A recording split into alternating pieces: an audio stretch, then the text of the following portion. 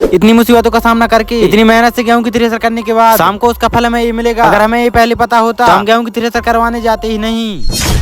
आखिर हुआ क्या है चलो बताता हूँ। तो आज सुबह नहा धोकर प्रसाद लेकर मैं अपने खेत पर पहुंच जाता हूँ। दो खेतों में जो हमने कल गेहूं इकट्ठे किए थे उनकी आज हमें थ्रेसर निकलवानी है। तो खेत में थ्रेसर लगवा के सबसे पहले हम नारियल फोड़कर धरती माता और सभी देवी देवताओं को प्रसाद चढ़ाते हैं और फिर थ्रेसर और ट्रैक्टर को भी प्रसाद चढ़ा देते हैं। और थोड़ी देर में थ्रेसर भी स्टार्ट हो जाती है और साथ में हम भी गेहूं की थ्रेसर करवाने लग जाते हैं। 2-3 घंटे की कड़ी मेहनत के बाद हमारे इस खेत की जो थ्रेसर हो जाती है और सिर्फ इस खेत की थ्रेसर करने में ही हमारी हालत कुछ इस प्रकार हो जाती है। खैर अपने दूसरे खेत में पहुंचकर थ्रेसर को सही दिशा में लगवाते हैं। और अब इस खेत में थ्रेसर चालू होनी ही थी कि इतने में थ्रेसर वाले ट्रैक्टर की बैटरी डिस्चार्ज हो जाती है, इसलिए ट्रैक्टर स्टार्ट नहीं होता है। तो ट्रॉली वाले ट्रैक्टर की बैटरी उठाकर इसमें रखते हैं और फिर ट्रैक्टर भी स्टार्ट हो जाता है। और ट्रैक्टर स्टार्ट होने के बाद थ्रेसर भी चालू हो जाती है और गेहूं की थ्रेसर होने लगती है। और हम भी इस काम में अपना योगदान पूरी ईमानदारी से करते हैं और गेहूं की थ्रेसर करवाते हैं। और 2-3 घंटे लगातार मेहनत करने के बाद हमारे इस खेत की गेहूं की थ्रेसर भी हो ही जाती है। और गेहूं से ट्रॉली भर जाने के कारण हमने कुछ गेहूं बोरियों में भर लिए तो सारे गेहूं की बोरी को ट्रॉली में चढ़ाते हैं और हम लोग घर के लिए रवाना हो जाते हैं। और रास्ते में भी ट्रैक्टर चलाता है। और सच में पिछले साल से इस साल हमारे खेतों में कम गेहूं निकले हैं। और हमारे घर के छोटे बड़े सदस्य सभी लोग गेहूं को अंदर रखवाते हैं। और सारे गेहूं अंदर रखने के बाद जैसे हमने नहाने के लिए सेट उतारी तो हमें बर्न ने काट लिया था। तो सच में हमें बहुत दर्द हो रहा था।